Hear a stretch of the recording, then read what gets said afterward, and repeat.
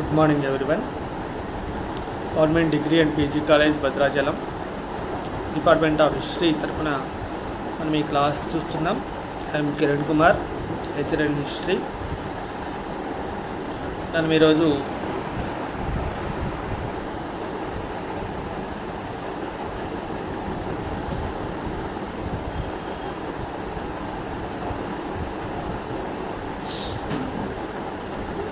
History of India 1858 to 1964 ఈ పీరియడ్కి సంబంధించినటువంటి class మనం అది 4th సెమిస్టర్లో పార్ట్గా మనం చెప్తున్నాము.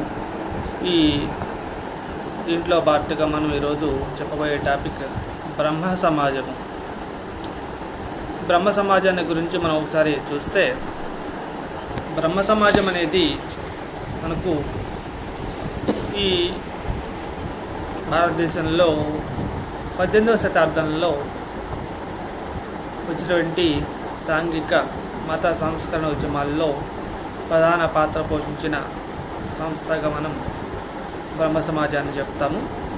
అలా 18వ శతాబ్దంలో భారతదేశంలో ఇంగ్లీష్ వాళ్ళు ఆక్యుపై చేసుకున్న తర్వాత వాళ్ళు తమ రాజకీయ ఆధిపత్యాన్ని తీసుకున్న తర్వాత భారతదేశంలో ఉన్నటువంటి మూఢ విశ్వాసాలను, అంటే భారతదేశంలో ఉన్నటువంటి అనాగరికత, మూఢ విశ్వాసాలను ఇలాంటివి చూసి వాళ్ళు సాంస్కృతిక రంగంలో కూడా, అంటే మత రంగంలో కూడా తమ యొక్క ప్రాబల్యాన్ని, తమ యొక్క ప్రభావాన్ని చూపాలని ప్రయత్నం చేశారు.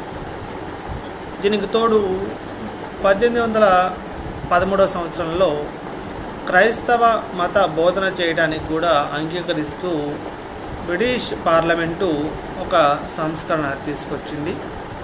ఈ సంస్కరణ ప్రవేశపెట్టడంతో క్రైస్తవులకు ఈజీగా, అంటే క్రైస్తవ మిషనరీ ఇలాంటి వాళ్ళు ఈజీగా మత ప్రచారం చేసుకోవడానికి అవకాశం కలిగింది.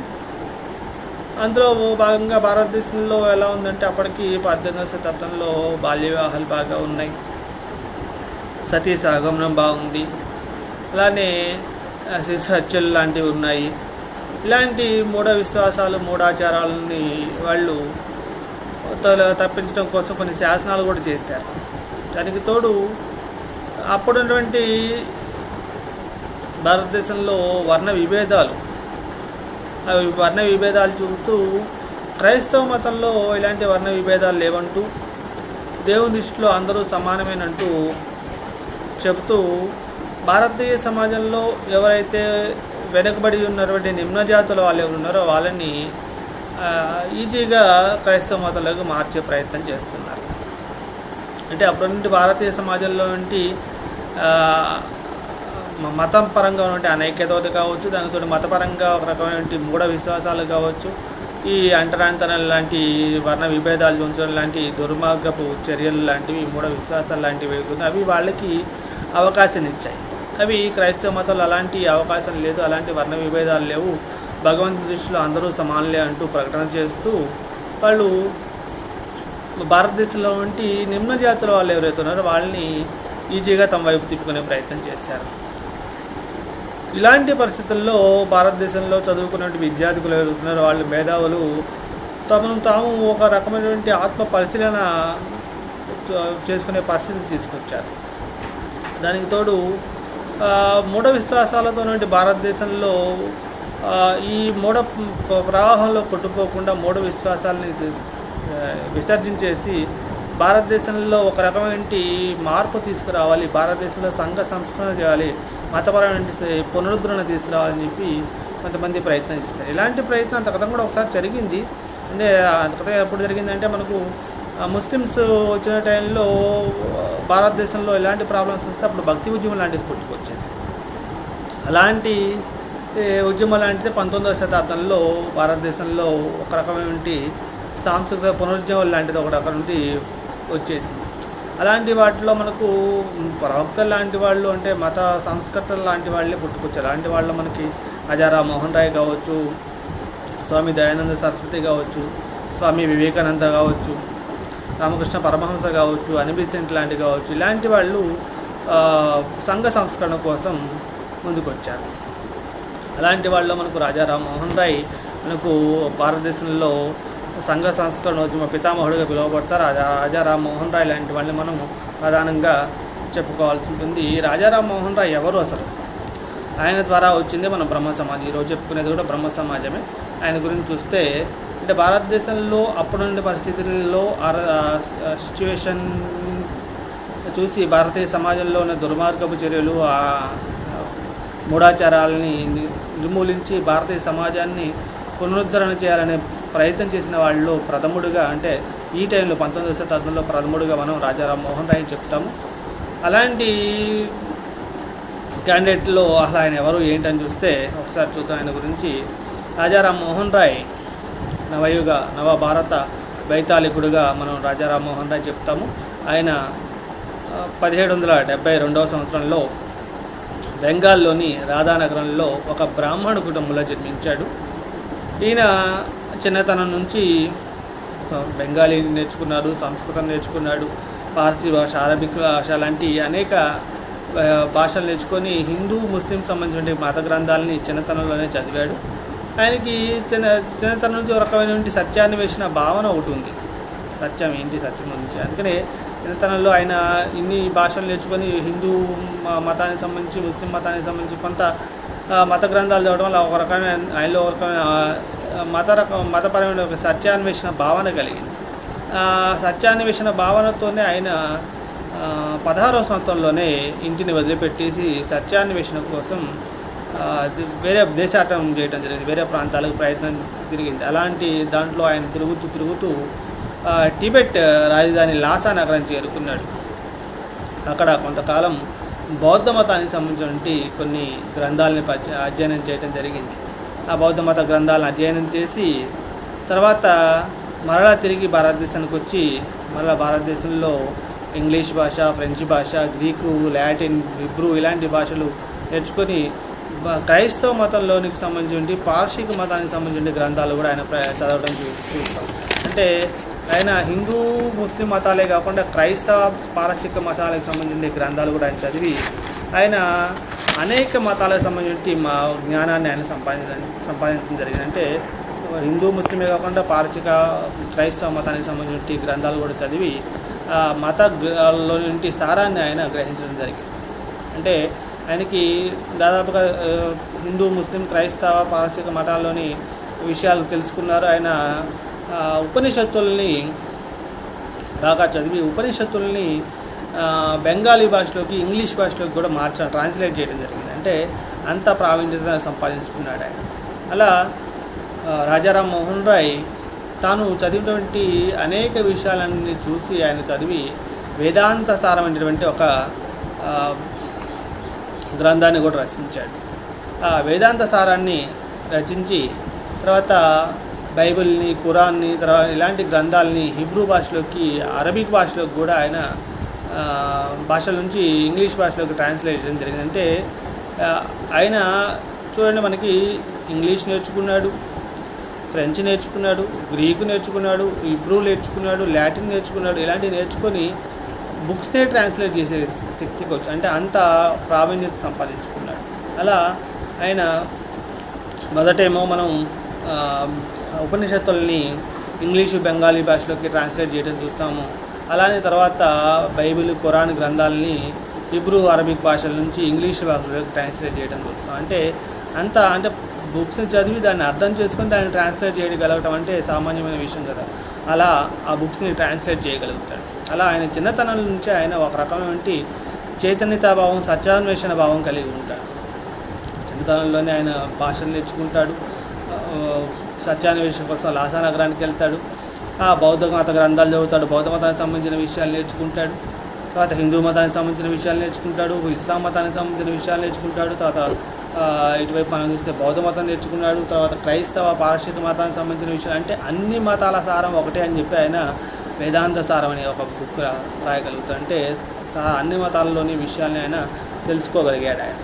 అలా ఆయన 1893 సంవత్సరంలో తన తండ్రి చనిపోయిన తర్వాత ఆయన కంపెనీ ప్రభుత్వంలో డిగ్బీ దగ్గర దివాన్గా కొంతకాలం ఉద్యోగం చేస్తాడు.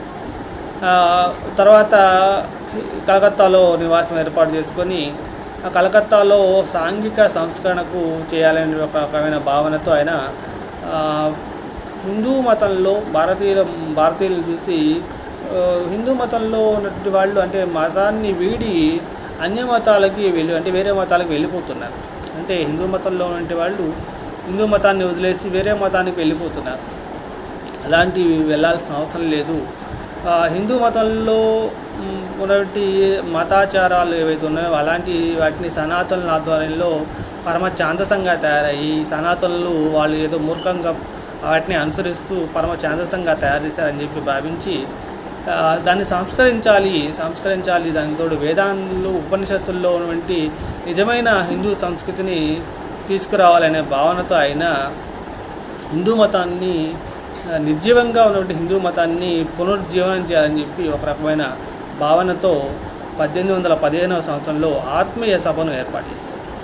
అంటే హిందూ మతం ఎలా ఉంది అంటే ఈ మూఢ విశ్వాసాలతో ఈ పరమ ఛాందస్సులు ఎవరైతే ఉన్నారో ఆ ఛాందస్సుల వల్ల ఆధ్వర్యంలో హిందూ సమాజం నిర్జీవంగా మత ఛాందసంగా తయారై ఉంది.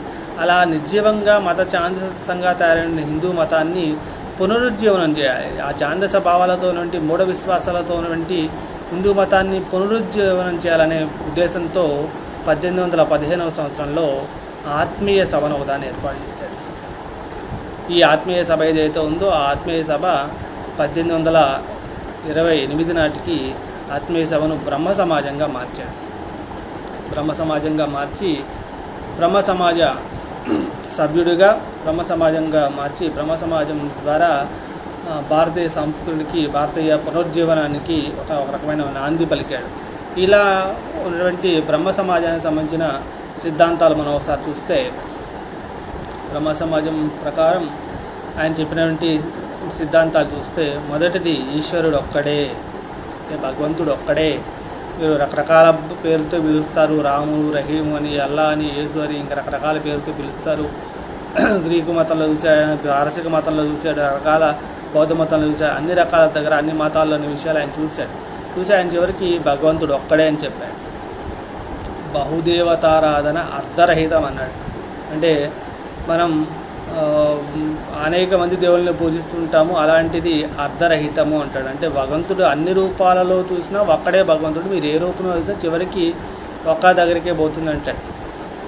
అంటే మీరు ఎన్ని రకాల దారులు ఉన్నా ఇప్పుడు మనం ఆయన చెప్పే దాంట్లో అనేక రకాల నదులు ఉంటాయి, ఆ నదులన్నీ చివరికి పోయేది ఒకే సముద్రం దగ్గరికి. అంటే మీరు ఇలా ఏ పేరుతో పిలిచినప్పటికీ చివరికి పోయేది ఒకే సముద్రంలోనే కలుస్తాయి. ఎలా అయితే మీరైతే రాముడితో పూజించినా, రహీంను పూజించినా, యేసును పూజించినా, అల్లాని పూజించినా, ఎలా పూజించినా, బుద్ధుని పూజించినా, ఎలా పూజించినా కానీ ఆ చివరికి అవి చేరేది ఒకే దగ్గరికి. అది భగవంతుడు అంటే ఒకే రూపం, ఒకే నిర్గుణ రూపం అని చెప్పాను. అందుకనే భగవంతుడు నిర్గుణుడు అన్నాడు ఆయన. అంటే భగవంతుడికి ఎటువంటి గుణాలు ఉండవు. అలాంటి ఎటువంటి గుణాలు ఉండవు కాబట్టి విగ్రహారాధన అనేది ఉపయోగరహితము. వేదం మన విగ్రహారాధన అనేది ఉపయోగం లేనిది.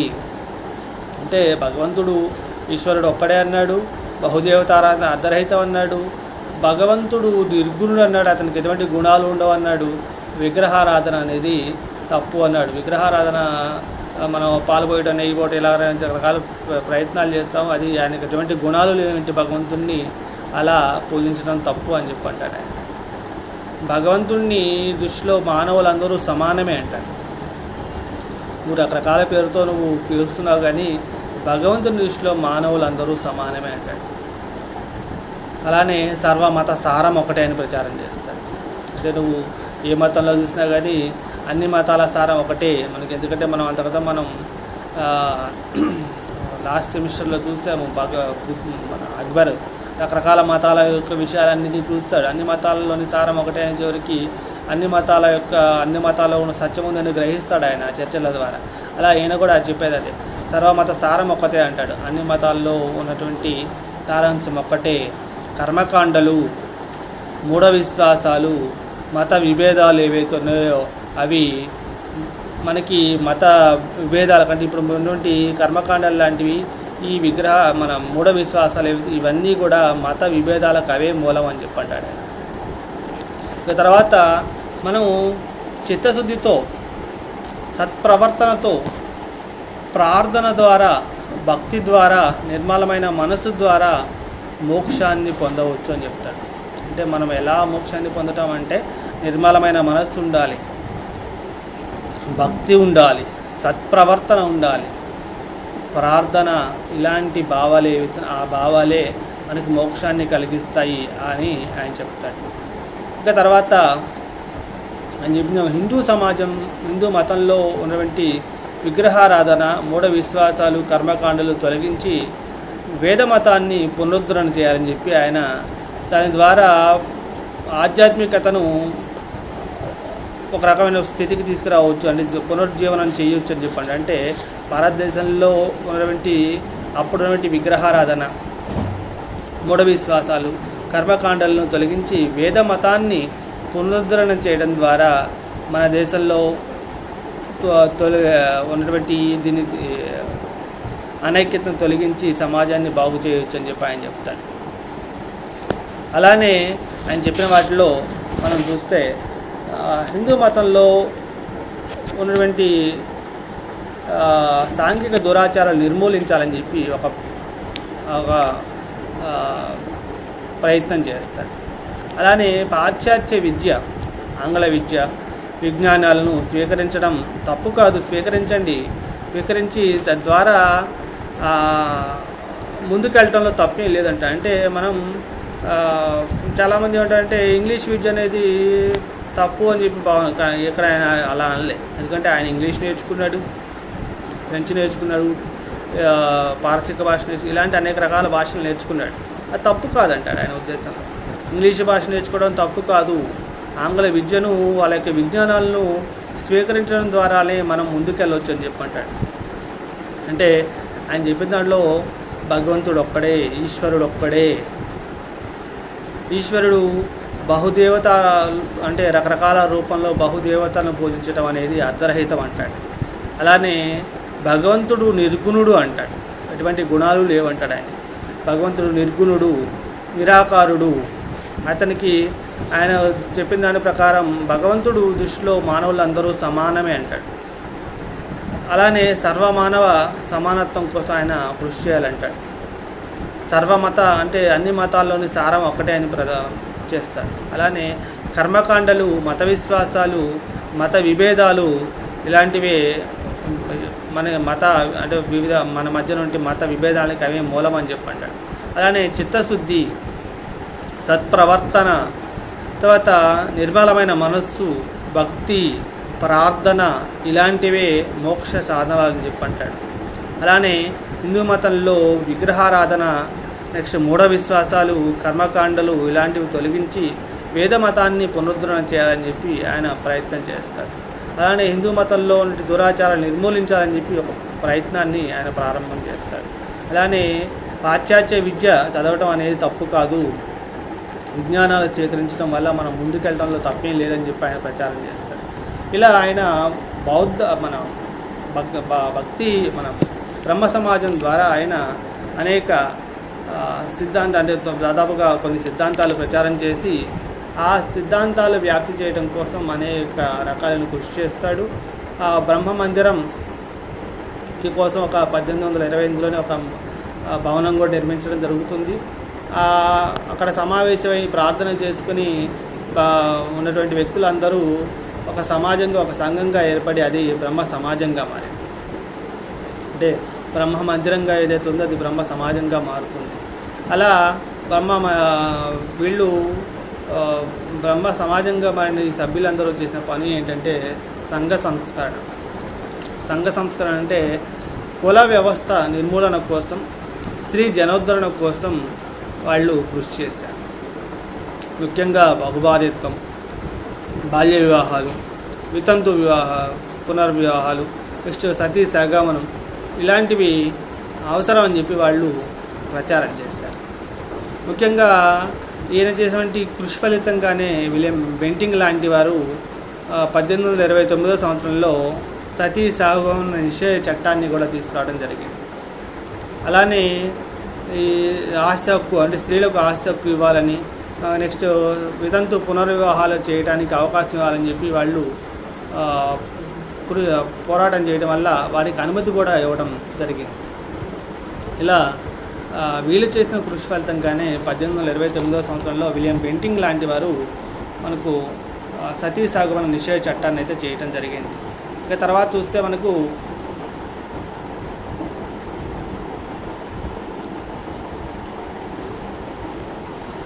వేరే టైంలో ఇంకా మార్పులు చూస్తే ఇంకేమీ సంఘ సంస్కరణ అంటే స్త్రీ జనోద్ధరణతో పాటు ఇంకేం చేశారంటే ఆంగ్ల విద్య కోసం కూడా వీళ్ళు పాశ్చాత్య విద్యా వ్యాప్తి కోసం వీళ్ళు 1817 సంవత్సరంలో ఒక కళాశాలను ఏర్పాటు చేయడం జరిగింది.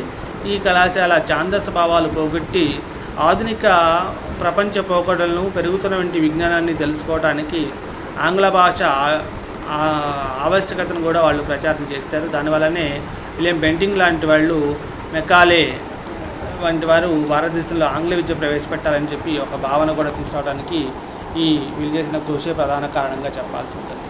ఇలా రాజా రామ్మోహన్ రాయ్ సంఘ సంస్కరణ చేసేలోను తర్వాత ఇలాంటి వాటితో పాటుగా వీళ్ళ యొక్క విషయాలను ప్రచారం చేయడం కోసం కొన్ని పత్రికలు కూడా నడపడం జరిగింది. అలాంటి పత్రికల్లో ఆయన ఫస్ట్ మనకు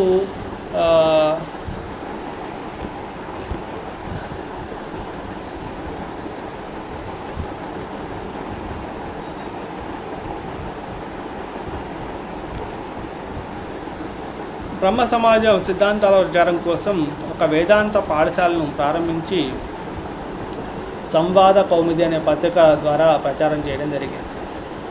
అంటే ఈయన భారతదేశంలో స్థాపించిన మొదటి పత్రికల్లో ఈ సంవాద కౌముది అనేది కూడా ఒక మొదటి పత్రికగా చెప్పాల్సి ఉంటుంది. పత్రికా స్వాతంత్రం కోసం, రక్షణ కోసం ఈయన కొంత కృషి తెలిపాడు. పత్రికా స్వాతంత్రం కోసం పత్రికలపై బ్రిటిష్ ప్రభుత్వం ఏర్పాటు చేసినటువంటి ఆంక్షలు ఏవైతే ఉన్నాయో వాటిని కఠినంగా వ్యతిరేకిస్తూ, నిబంధనలను వ్యతిరేకిస్తూ ఆయన పోరాటం కూడా చేశాడు. ఆయన న్యాయస్థానాల్లో హిందువులు, ముస్లింలు సంబంధించి మహమ్మదీల జ్యూరీ సభ్యులుగా ఉండకూడదు. ఎందుకంటే క్రైస్తవుల్ని పనిష్మెంట్ అంటే వాళ్ళని విచారించే టైంలో హిందువులు ఉండకూడదు, ముస్లింలు ఉండకూడదు అని చెప్పి 1827 సంవత్సరంలో ఒక రకమైన చట్టం వస్తే ఆ చట్టానికి వ్యతిరేకంగా కూడా ఆయన పోరాటం చేయడం జరిగింది. ఇక తర్వాత మనకు 1833 సంవత్సరంలో ఒక చార్టర్ చట్టం ఏర్పాటు చేశారు. ఆ సెలెక్ట్ కమిటీలో మెంబర్గా ఉంటూ రాజకీయ సంస్కరణ చేయడానికి కూడా ఆయన ఎక్కువగా కృషి చేశాడు. అలానే రైతులపై ఏర్పాటు చేసిన పన్నులు భారాన్ని తగ్గించాలని కూడా ఆయన బాగా ప్రయత్నం చేస్తాడు. రాజా రామ్మోహన్ రాయ్కి 1832 సంవత్సరంలో మొఘల్ చక్రవర్తి 2వ అక్బర్ రాజా అనే బిరుదిచ్చి ఆయనకి సంబంధించిన భరణాన్ని గురించి మాట్లాడటం కోసం ఆయనను ఇంగ్లాండ్ పంపుతాడు. అంటే బ్రిటన్ రాజు దగ్గరికి రాయబారిగా పంపుతాడు. ఆ రాయబారి పోయి ఆయన అక్కడ రాయబారిగా ఉన్నప్పుడు ఆయన 1833 సంవత్సరంలో అక్కడే బ్రిటిష్ లంకలో చనిపోతాడు. అలా భారతదేశానికి సంబంధించి ఒక వికాసానికి మూలమైనటువంటి రాజా రామ్మోహన్ రాయ్ బ్రిస్టల్ నగరంలో 1833 సంవత్సరంలో చనిపోవడం జరుగుతుంది. ఇలా రాజా రామ్మోహన్ రాయ్ చనిపోయిన తర్వాత వచ్చిన వాళ్ళలో మనకు మహర్షి దేవేంద్రనాథ్ ఠాగూర్. ఈ మహర్షి దేవేంద్రనాథ్ ఠాగూర్ ఎవరంటే మనకు రవీంద్రనాథ్ ఠాగూర్ యొక్క తాతగారు. ఈయన బాల్యంలోనే రాజా రామ్మోహన్ రాయ్కి ప్రభావితుడయ్యాడు. ఆయన కూడా ఇంగ్లీష్ భాష నేర్చుకున్నాడు, ఫార్సీ భాష నేర్చుకున్నాడు. తర్వాత సంస్కృత భాషలో కూడా కొంచెం ప్రావీణ్యత సంపాదించిన క్యాండిడేట్ ఈయన. మహర్షి దేవేంద్రనాథ్ ఠాగూరు 1829 సంవత్సరంలో తత్వబోధిని సభను అనేటువంటి ఒక వేదాంత సంస్థను ఏర్పాటు చేశాడు. ఆయన తర్వాత కాలంలో రాజా రామ్మోహన్ రాయ్ చనిపోయిన తర్వాత ఈయన తన తత్వబోధిని సభను బ్రహ్మ సమాజంలో పాటుగా మార్చేసి తర్వాత ఆయన కంటిన్యూ చేస్తాడు. ఆయనతో ఆయన శిష్యుడిగా ఉన్న క్యాండిడేట్ కేశవ్ చంద్రసేన్. ఆ కేశవ్ చంద్రసేన్కు ఆయనకి కొంతకాలం తర్వాత కొంచెం ప్రాబ్లమ్స్ వచ్చి వీళ్ళు ఈయన ఆధ్వర్యం అంటే దేవేంద్రనాథ్ ఠాగూర్ ఆధ్వర్యంలో ఉన్నటువంటి సమాజాన్ని ఆది బ్రహ్మ సమాజ్గాను, ఆ తర్వాత కేశవ చంద్రసేన్ నాయకత్వంలో నడిచేటువంటి శాఖనికి అఖిల భారతవర్షీయ బ్రహ్మ సమాజాన్ని ఏర్పాటు చేసి ఎవరికి వారు విడిగా నడుపుకున్నారు. తర్వాత మనకి వాళ్ళ ప్రభావంతో కందుకూరి వీరేశలింగం గారు కానీ, రఘుపతి వెంకటరమణ నాయుడు గారు లాంటి వాళ్ళు కూడా భారతదేశంలో సంఘ సంస్కరణలో ప్రధాన పాత్రను పోషించారు. ఇలా మనకు రాజా రామ్మోహన్ రాయ్ తర్వాత కూడా ఈ బ్రహ్మ సమాజానికి సంబంధించినటువంటి సిద్ధాంతాలు, బ్రహ్మ సమాజానికి సంబంధించి సంస్కరణ అనేది కంటిన్యూ అయిందని చెప్పాల్సి ఉంటుంది. మనం మరొకసారి దీని గురించి చూస్తే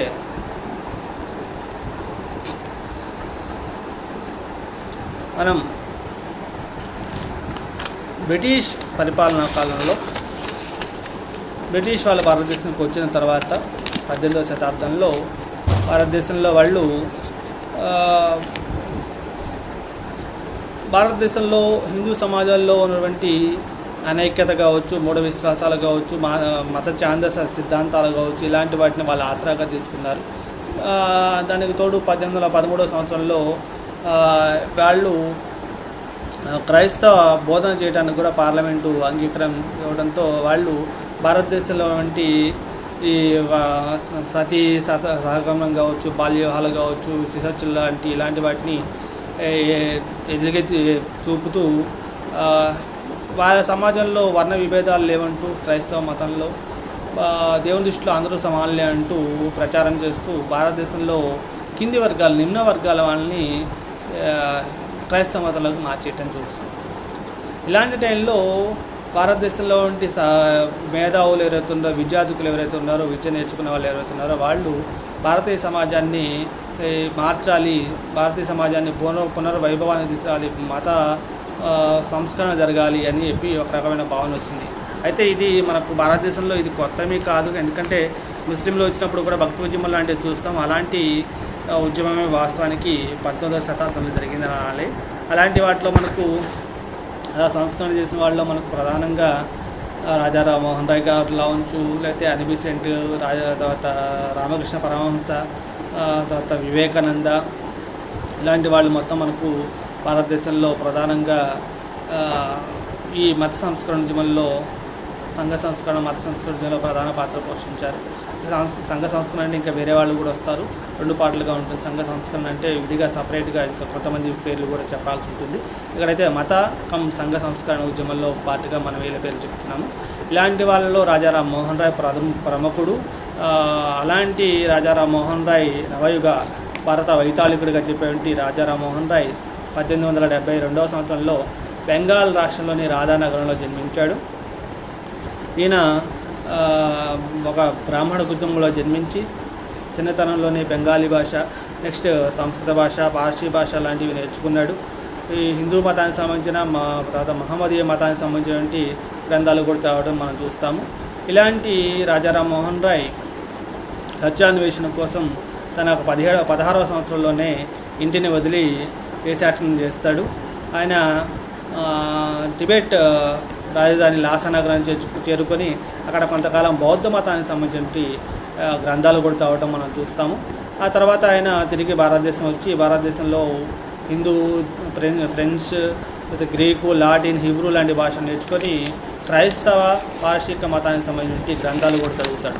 ఇలా ఆయన అనేక మత గ్రంథాలు చదివి హిందూ మతానికి సంబంధించినటువంటి, జైన, బౌద్ధ మతానికి సంబంధించినటువంటి, తర్వాత ఈ పారసిక మతానికి సంబంధించి, క్రైస్తవ మతానికి సంబంధించిన విషయాలు కూడా ఆయన చదివి మతానికి సంబంధించినటువంటి ఒక రకమైన భావాన్ని ఆయన డెవలప్ చేసుకున్నాడు. ఆయన వేదాంత సారమైన ఒక బుక్ కూడా రాస్తాడు. అలానే ఉపనిషత్తుల్ని ఇంగ్లీషు, బెంగాలీ భాషలోకి ట్రాన్స్లేట్ చేయడం జరుగుతుంది. అలానే బైబుల్ని, ఖురాన్ని హిబ్రూ, అరబిక్ భాషల నుంచి ఇంగ్లీష్లో భాషలో కూడా ట్రాన్స్లేట్ చేయడం మనం చూస్తాం.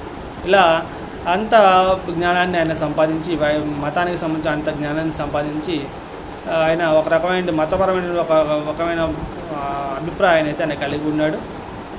అయితే తండ్రి చనిపోవడంతో ఆ తర్వాత కంపెనీ ప్రభుత్వంలో డిగ్రీ దగ్గర దివాన్గా కొంతకాలం పనిచేస్తాడు.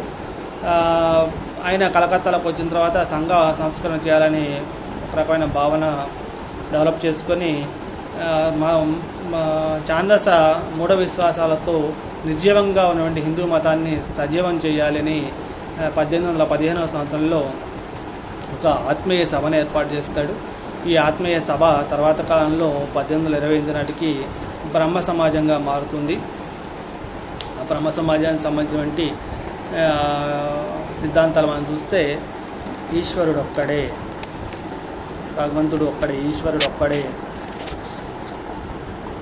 బహుదేవతారాధన చేయరాదు, అలానే భగవంతుని దృష్టిలో మానవులంతా సమానమే, సర్వమత సారాన్ని ఆయన గ్రహించి సర్వమత సారం ఒక్కటే అని ప్రకటించాడు. సత్ప్రవర్తన, ప్రార్థన, నిర్మలమైన మనస్సు, భక్తి ఇవే మోక్ష సాధనలు అని చెప్తాడు. మనం చెప్పుకున్నటువంటి ఈ కర్మకాండలు, మూఢ విశ్వాసాలు ఇలాంటివే మత విభేదాలకు మూలమని చెప్తాడు ఆయన. హిందూ సమాజంలో ఉండే దురాచారాలని రూపుమాపి హిందూ సమాజాన్ని పునరుద్ధరణ చేయాలని చెప్పి ఆయన భావిస్తాడు. హిందూ సమాజంలోని విగ్రహారాధన, మూఢ విశ్వాసాలు, కర్మకాండలు తొలగించి వేద మతాన్ని పునరుద్ధరణ చేయాలని చెప్పి పేర్కొంటాడు. సాంఘిక దురాచారాలు నిర్మూలన చేసి సంఘ సంస్కరణ చేయాలని, అలానే పాశ్చాత్య విద్య, ఇంగ్లీష్ విద్య లాంటివి విజ్ఞానాలు నేర్చుకోవడం తప్పు కాదని చెప్పి ఆయన ప్రకటన చేస్తాడు. అది ఇలాంటివి నేర్చుకోవడం తప్పేం కాదు, అలాంటివి నేర్చుకొని ముందుకెళ్ళడంలో ఎటువంటి తప్పు లేదని ఆయన ప్రకటన చేస్తాడు. ఇక తర్వాత ఆయన సంఘ సంస్కరణోద్యమంలో ప్రధానంగా కులతత్వ నిర్మూలన కోసం బాగా కృషి చేస్తాడు. స్త్రీ జనార్దనం కోసం కృషి చేస్తూ బహుభార్యత్వం, బాల్య వివాహాలు, సతీ సహగమనం నిషేధం చేయాలని ఎంతగానో కృషి చేస్తాడు. విలియం బెంటింగ్ లాంటి వారు 1829వ సంవత్సరంలో సతీ సహగమన నిషేధ చట్టం చేయడానికి ఈయన కృషి ప్రధానమైన కారణం.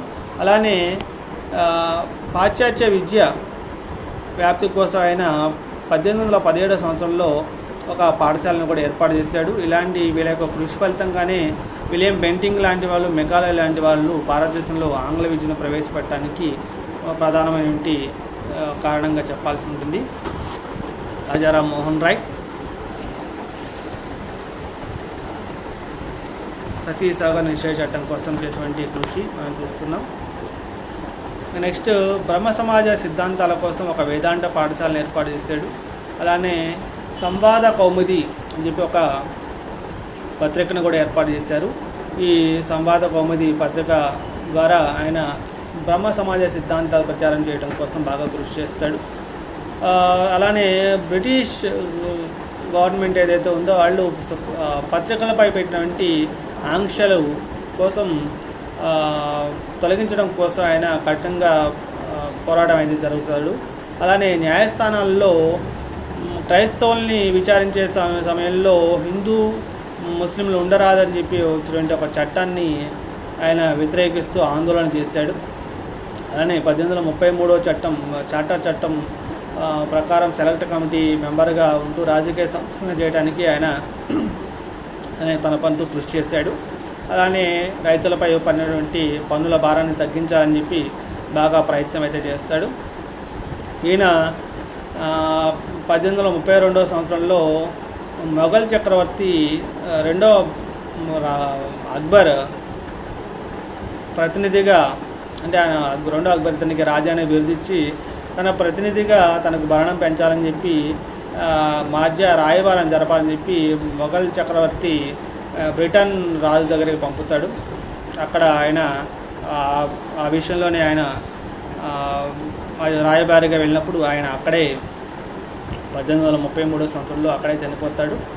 బ్రిస్టల్ నగరంలో చనిపోతాడు. ఆయన చనిపోయిన తర్వాత ఆ విషయం అంటే బ్రహ్మ సమాజాన్ని తర్వాత కాలంలో మహర్షి దేవేంద్రనాథ్ ఠాగూర్, తర్వాత కేశవచంద్ర సేన్, నెక్స్ట్ ఈశ్వరచంద్ర విద్యాసాగర్ లాంటి వాళ్ళు దాన్ని బాగా ప్రచారం చేస్తారు. తర్వాత కందుకూరి వీరేశలింగం, రఘుపతి వెంకటరత్న లాంటి సంఘ సంస్కృతిలో కూడా వారి యొక్క ప్రభావంతో తర్వాత కాలంలో వాళ్ళ యొక్క సంస్కరణలో వాళ్ళు తమ వంతు కృషి చేశారు. ఇలా మనం భారతదేశంలో 19వ శతాబ్దం అంటే 18వ శతాబ్దంలో బ్రిటిష్ వాళ్ళు వచ్చిన తర్వాత మనం 19వ శతాబ్దంలో వచ్చినటువంటి సంఘ సంస్కరణ ఉద్యమంలో బ్రహ్మ సమాజానికి సంబంధించిన విషయాలు మనం చూస్తాం. రాజా రామ్మోహన్ రాయ్ కృషిని, తర్వాత ఆయన తర్వాత వచ్చినటువంటి దేవేంద్రనాథ్ ఠాగూర్, కేశవచంద్ర సేన్, ఈశ్వర్చంద్ర విద్యాసాగర్ లాంటి వాళ్ళు చేసినటువంటి కృషిని కూడా మనం చూసాము. ఇలా బ్రహ్మ సమాజం భారతదేశంలో సంఘ సంస్కరణ, మత సంస్కరణ ఉద్యమంలో ప్రధాన పాత్రను పోషించింది. ఇలా విధంగా మనం 19వ శతాబ్దంలో వచ్చినటువంటి ప్రయత్నాన్ని మనం ఈరోజు చర్చించడం జరిగింది. ఇలా బ్రహ్మ సమాజానికి సంబంధించిన విశేషాలు మనం ఈరోజు అన్నీ కొంచెం పరిశీలించడం జరిగింది. ఈ క్లాస్ సంబంధించినటువంటి ఇంకేమైనా డౌట్స్ ఉన్నా కానీ మీరు పర్సనల్గా మాకు మెసేజ్ పెట్టినట్లయితే